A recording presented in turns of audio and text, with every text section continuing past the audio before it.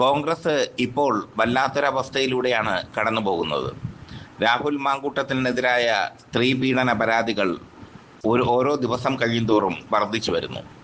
ഇതുവരെ 9 പരാതികളാണ് KPCC നേതൃത്വത്തിന് ലഭിച്ചിട്ടുള്ളത്. റിട്ടേൺ പരാതിയില്ലാത്തതുകൊണ്ട് രാഹുൽ മാങ്കൂട്ടത്തിൽ രാജിവെക്കേണ്ടതില്ല എന്നാണ് നമ്മുടെ VD സതീശൻ്റെയും ടീമിൻ്റെയും നിലപാട്. രാഹുൽ മാങ്കൂട്ടത്തിൻ്റെ സസ്പെൻഷനിലൂടെ കോൺഗ്രസ് അതിൻ്റെ മഹത്വം തെളിയിച്ചെന്നും കൂടുതൽ കളിച്ചാൽ CPMൻ്റെ പല ബോംബും CPMൻ്റെ പല പീഡന വീരന്മാരെയും പുറത്തു കൊണ്ടുവരുമെന്നും ഒക്കെ VD സതീശൻ പറഞ്ഞു. എന്തായാലും രാഹുൽ മാങ്കൂട്ടത്തിൻ്റെ വിവാദത്തിന് പിന്നാലെ BJP നേതാവ് C കൃഷ്ണകുമാർ വിവാദത്തിലായി. അദ്ദേഹത്തിനെതിരെ ഒരു അഭിഭാഷക നൽകിയ പരാതിയാണ് BJP സംസ്ഥാന അധ്യക്ഷൻ രാജീവ് ചന്ദ്രശേഖറിന് നൽകിയ പരാതിയാണ് ഇപ്പോൾ പൊങ്ങി വന്നിരിക്കുന്നത്. ഇങ്ങനെ കേരള രാഷ്ട്രീയം മലീമസമായി കൊണ്ടിരിക്കുകയാണ്. പക്ഷേ രാഹുൽ മാങ്കൂട്ടത്തിൽ രണ്ടും കൽപ്പിച്ചു തന്നെയാണ് നിൽക്കുന്നത്. തനിക്കെതിരായ നീക്കത്തിന് പിന്നിൽ RC ഗ്രൂപ്പാണെന്ന്, അതായത് രമേശ് ചെന്നിത്തല ഗ്രൂപ്പാണെന്ന് രാഹുൽ മാങ്കൂട്ടത്തിന് വ്യക്തമായി അറിയാം. രമേശ് ചെന്നിത്തല ശക്തമായ ഒരു തീരുമാനമാണ് രാഹുൽ മാങ്കൂട്ടത്തിൻ്റെ കാര്യത്തിൽ എടുത്തത്. അദ്ദേഹം MLA സ്ഥാനം രാജിവെക്കണം എന്ന് തന്നെയാണ് രമേശ് ചെന്നിത്തല പറഞ്ഞത്.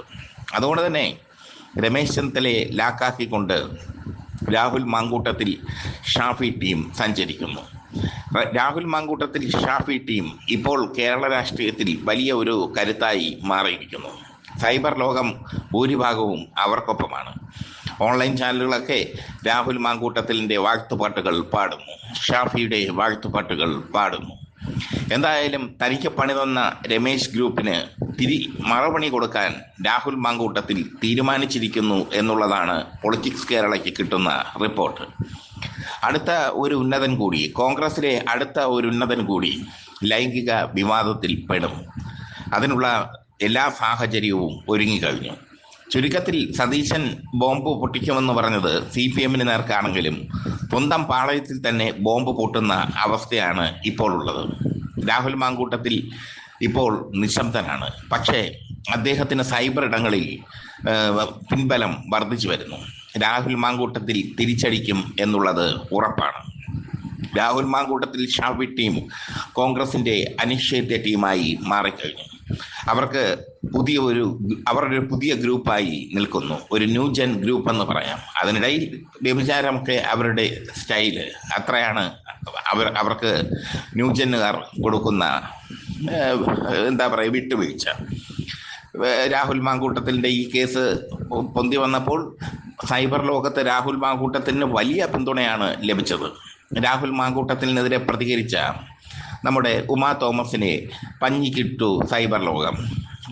രാഹുൽ മാങ്കൂട്ടത്തിനെതിരെ പ്രതികരിച്ച പലരെയും പഞ്ഞിക്കിട്ടു സൈബർ ലോകം.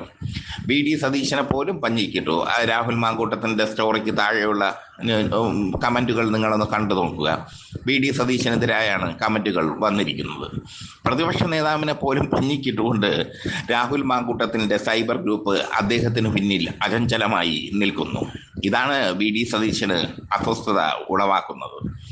എന്തായാലും ഒരു ബോംബ് ഇനിയും കോൺഗ്രസിൽ പൊട്ടും എന്നുള്ളത് ഉറപ്പാണ്. അത് രാഹുൽ മാങ്കൂട്ടത്തിനും ഷാഫി ടീമും കൊടുക്കുന്ന മറുപണിയാണ്. ആ മറുപണിയിൽ കോൺഗ്രസിൽ ഒരു ബോംബ് പൊട്ടും. രമേശ് ചെന്നിത്തല ഗ്രൂപ്പിൻ്റെ, വിശാല ഗ്രൂപ്പിൻ്റെ ഒരാൾ ലൈംഗിക ആരോപണ വിധേയനായി മാറും, തെളിവുകൾ സഹിതം.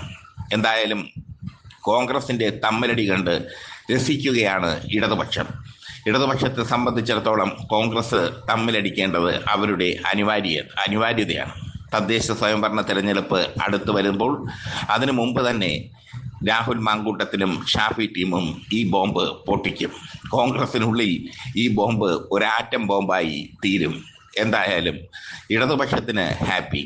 കാരണം ചുളുവിൽ തദ്ദേശ സ്വയംഭരണ തെരഞ്ഞെടുപ്പിന് ഒരു പ്രചരണായുധം അവർക്ക് ലഭിച്ചിരിക്കുന്നു, കൊടുത്തിരിക്കുന്നു കോൺഗ്രസ്.